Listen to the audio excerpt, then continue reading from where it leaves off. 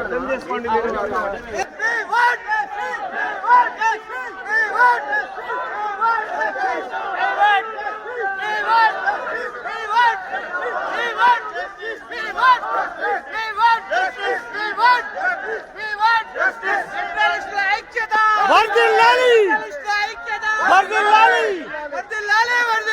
Journalist ఐక్యత.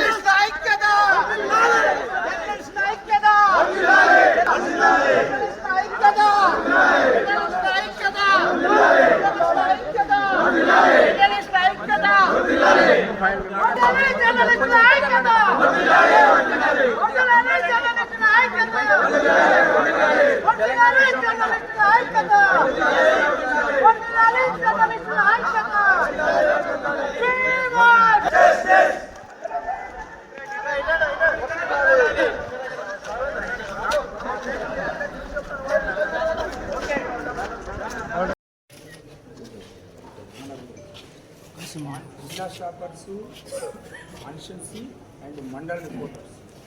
ఉదాహరణకు LB Nagar కాన్స్టిట్యున్సీలో ఒక 3-4 మండలాలు వస్తాయి. ఆ ఏరియాలో అర్బన్ ఏరియా కాబట్టి మోర్ దెన్ ఒక్క ఎల్బీ నగర్లోనే 150 నుంచి 200 మంది జనాలు.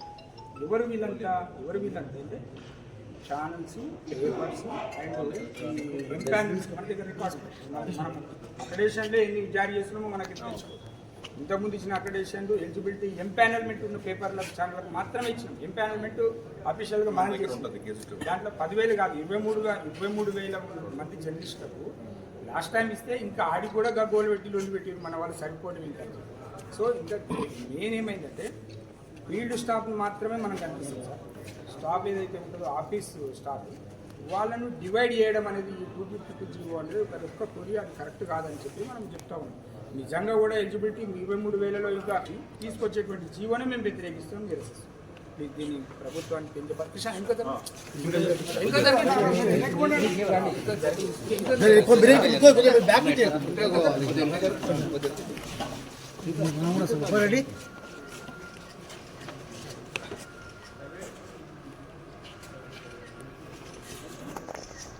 కన్నా అన్ని ఛానళ్ళు ఉన్నాయి.